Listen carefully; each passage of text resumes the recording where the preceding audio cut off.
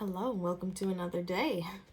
Today we're going to talk about the biofield. Yesterday we talked about the connection between the heart and the brain and why they're so important to our essential functions in everyday life.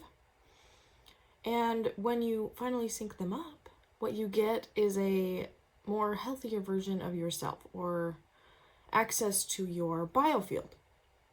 And that relationship is quite important because your biofield is like a net. It is your physical net that extends beyond your body and into the physical space around you, also the non-physical space around you, which is even more important. But it holds a lot of information about you, even information that you might not know about yourself. And anytime you deal with an energy healer, they are going to be dealing with what is in your biofield. And what the biofield is, essentially, is it's kind of like a funnel. I think of it like a funnel. It's a torus field, but it is a way for your physical, mental, and spiritual bodies to all communicate. It is like a funnel of information because you are so much more than your physical body that your brain needs a way to interpret all of this information that's just out there. It's both organized and disorganized. Your brain is trying to make sense of a lot of this stuff that isn't confined by our modern or current space and time. That's what the biofield does, is it creates an organization for kind of like a shelving system for all that you have been, all that you are, and all that you will be, so that you can funnel that information into a way that your jelly brain and your heart can interpret it. That's why it's so important for your heart and your brain to be in sync, because the more ways that you have of properly interpreting that information, the more likely you are to have things like intuitiveness, what do they call it? An epiphany. Those amazing coincidences that couldn't possibly be coincidences. Miracles. All of those things. Knowing information that you couldn't possibly know. That is what our goal is it tapping into that invisible field of information that is also you. So the biofield, if we deal with,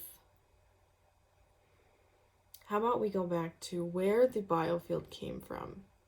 First, it's been used on and off in the scientific community, but usually it gets shot down.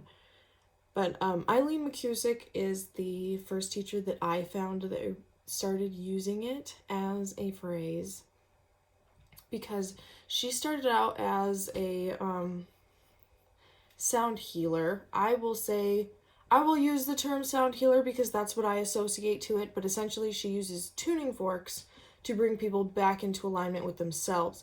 She's also got an MD or a PhD. She does research. She's also a skeptic. She wanted to know why it worked. She knew it worked out of personal experience, but didn't know why or how. So she did all the research that she could to kind of bring everything that she knew together. And that's where she came up with the biofield. And it actually organizes the information based on polarity and vibration. So you've got a masculine and feminine side, a past and present and future aspects to yourself. There are layers. There's different information in each layer. And the more I learn about it, I will also teach to you guys.